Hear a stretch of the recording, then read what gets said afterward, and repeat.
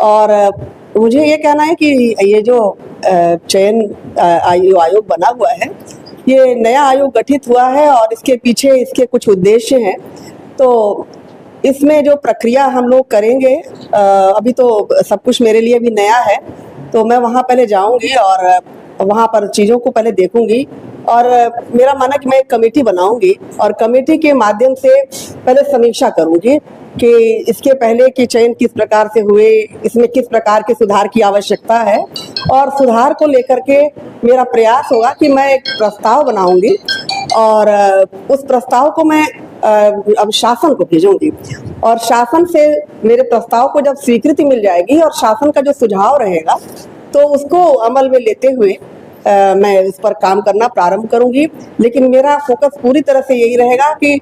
किस प्रकार से पारदर्शिता को बनाए रखा जाए, कैसे शुचिता को बनाए रखा जाए और जो भी नियुक्तियां होंगी वो बेस्ट सिलेक्शन होंगे वहाँ पे। और इस बात का मैं विशेष ध्यान रखूंगी कि अभी जो हमारे टीचर्स आएंगे वो वर्तमान समय को देखते हुए वो टेक्निकली, जिसको कहते हैं कि वो फ्रेंडली हो, टेक्निकल ज्ञान उनको हो, आर्टिफिशियल इंटेलिजेंस का ज्ञान हो। तो इस तरह से हम चाहेंगे कि अभी जब हमारे अब शिक्षकों की नियुक्ति हो पूरी तरह से समय के अनुकूल हो, क्योंकि आजकल हम देख रहे हैं कि शिक्षक से अधिक विद्यार्थी सजग है। तो जब तक हम बेस्ट का चयन नहीं करेंगे तब तक हम शिक्षा व्यवस्था में सुधार नहीं ला पाएंगे। तो दो बातें मेरी, एक तो शुचिता को बनाए रखना और दूसरा बेस्ट का सिलेक्शन करना। मैम, एक टीटी हो गया, पीटी भर्ती रुकी है, पीटीसी कई बार शिक्षक होते हैं, उस पर आपका क्या विचार है? देखिए, सारी नियुक्तियां ये शिक्षण जगत से ही संबंधित हैं और उसमें भी चूंकि हमारी तो नींव ही है बेसिक शिक्षा, और जब वहीं से हम अच्छे टीचर्स का सिलेक्शन करेंगे तभी हम अच्छे विद्यार्थी भी दे पाएंगे। तो वर्तमान समय में विद्यार्थियों को देखते हुए, अपने संस्थाओं की आवश्यकता को देखते हुए हम बेसिक शिक्षा से लेकर के और माध्यमिक और उच्चतर शिक्षा में हम बेस्ट देने का प्रयास करेंगे। मैम, रिटायर्ड ज्यादा लोग हुए, रिटायर्ड ज्यादा हो गए, बच्चों की संख्या बढ़ रही है, अध्यापक और कर्मचारियों की समस्या से हर संस्थान जूझ रहे हैं। तो ऐसे में इस समस्या निदान के लिए आपका क्या नजरिया है? देखिए, मैंने अभी बताया आपको कि अभी चूंकि आयोग नए प्रकार से गठित हुआ है और पहली उसकी अध्यक्ष के रूप में मुझे जो जिम्मेदारी मिली है, तो मैं पहले से ही बहुत कुछ अभी नहीं कह पाने की स्थिति में हूँ। इतना है कि पहले मैं वहाँ ज्वाइन कर लेती हूँ और ज्वाइन करने के बाद जब स्थिति का आकलन कर लूंगी तो बेसिक से लेकर के और हायर एजुकेशन तक की मेरी जो है कमेटी, जो हमारी टीम होगी वो टीम जिस प्रकार से तय करेगी, और सबसे बड़ी चीज कि हमारी टीम जो तय करेगी उसको जब तक शासन उसको सहमति या स्वीकृति नहीं देगा हम उसको लागू नहीं कर पाएंगे। पहले तो जितने अध्यक्ष थे कमेटी से दूरी थी, जो भी अध्यक्ष यादव जी नहीं, वो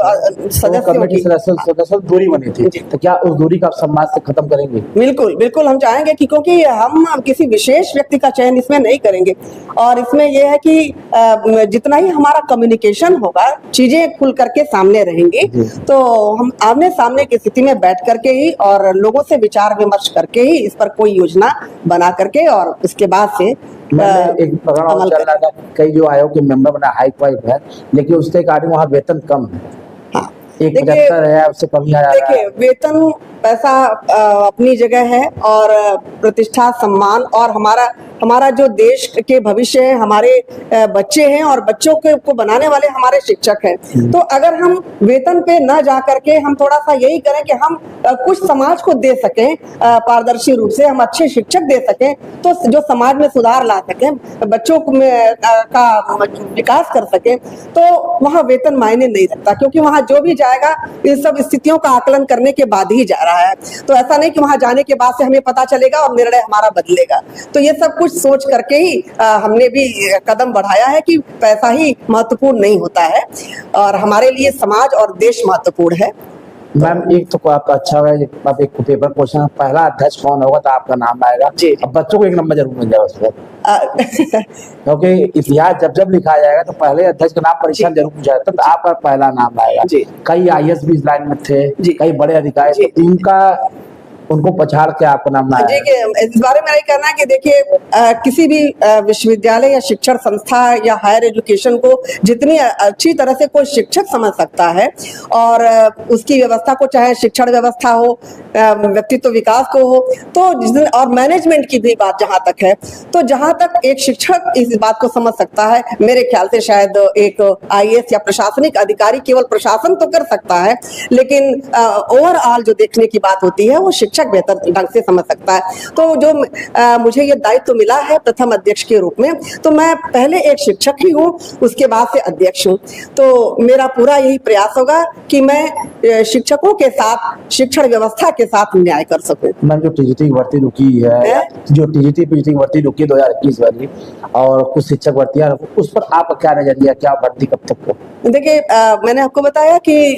ये प्राथमिकता में है, क्योंकि अभी तक जितना भी विलंब हुआ, मेरे हिसाब से शासन का भी यही प्रयास है कि जल्दी से जल्दी, देखिए पिछले सप्ताह ही इसके साक्षात्कार हुए और 5-6 दिन में ही रिजल्ट आने का मतलब क्या है कि यह है कि शासन की भी मंशा है कि जल्दी से जल्दी इस कार्य को प्रारंभ किया जाए।